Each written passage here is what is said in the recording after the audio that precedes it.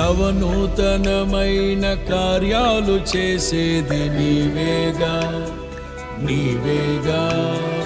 అత్యున్నతమైన స్థలములపై నడిపేది నీవేగా నీవేగా. విధినే ఛేదించి నీవు భువినే వెలిగించగా, స్తుతినే నా నోట పలికించి బహుగా